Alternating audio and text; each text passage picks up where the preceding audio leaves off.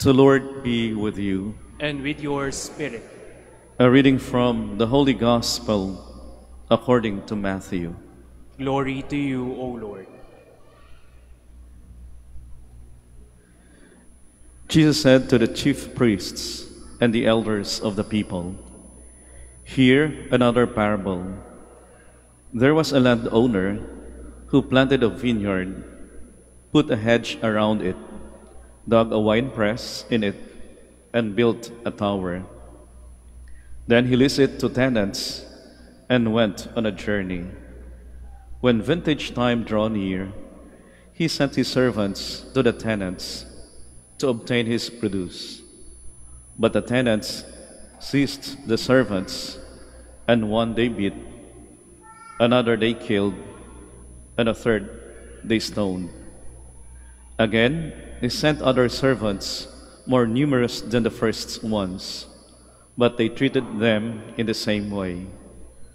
Finally, he sent his son to them, thinking, 'They will respect my son.' But when the tenants saw the son, they said to one another, 'This is the heir. Come, let us kill him and acquire his inheritance.' They seized him, threw him out of the vineyard, and killed him.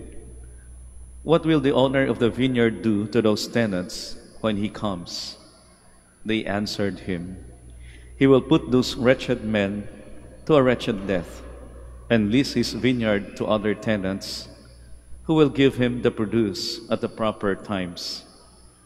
Jesus said to them, "Did you never read in the scriptures, 'The stone that the builders rejected has become the cornerstone. By the Lord has this been done, and it is wonderful in our eyes.' Therefore I say to you, the kingdom of God will be taken away from you and given to a people that will produce its fruit."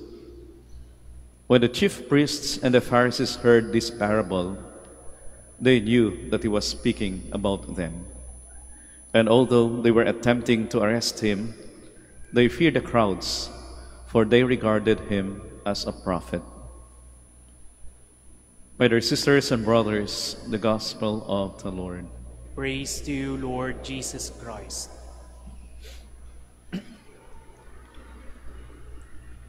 Muli ho, magandang umaga at welcome ho dito sa Minor Basilica of Our Lady of the Rosary of Manaoag.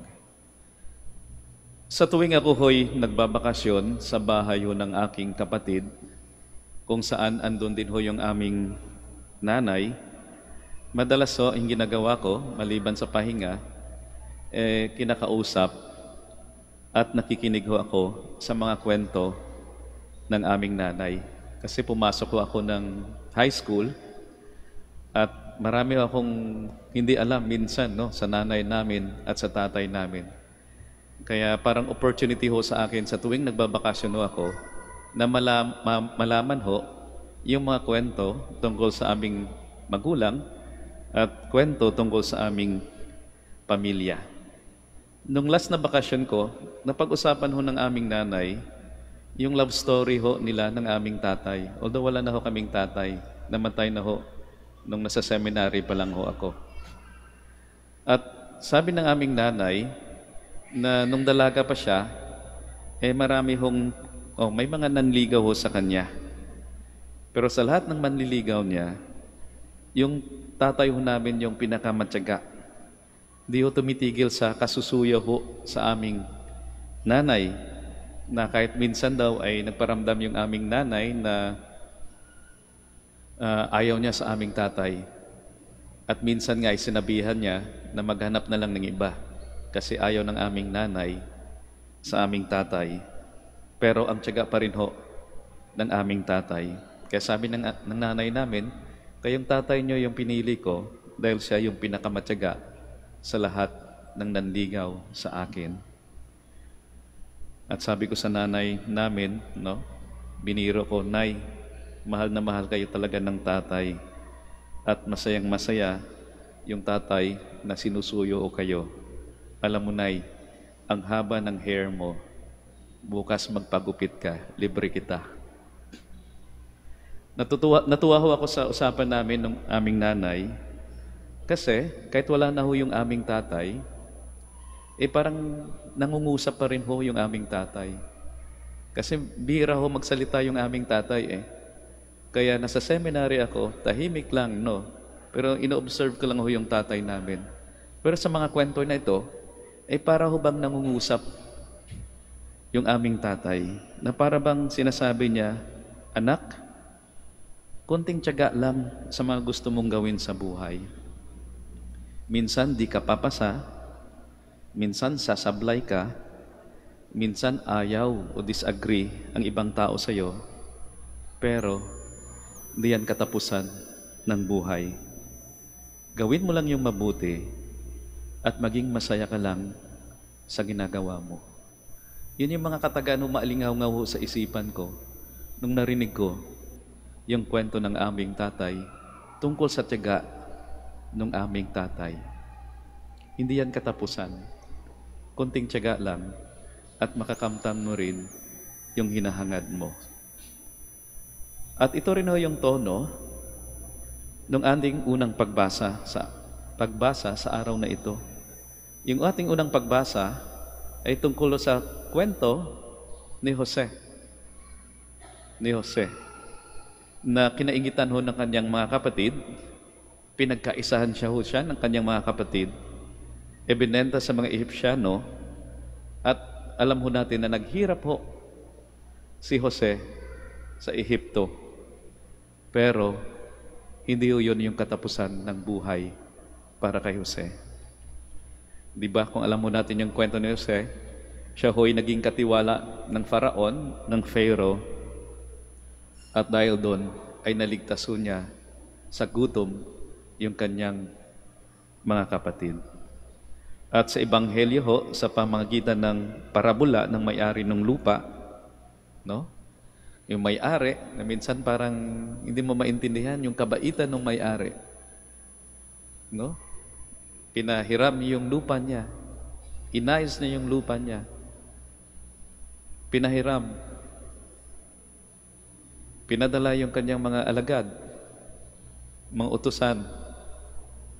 Pero ang ginawa ng mga tao, pinatay pa yung ibang mga utusan niya. Pinadala yung anak niya. Ganon din ho yung ginawa nila. At para bang sinasabi ng ating Panginoon sa atin na mahal tayo ng Diyos. Mahal tayo kahit ilang beses natin siyang ipagtabuyan dahil sa ating mga kasalanan. Our gospel today is telling us that rejection is not an end for God.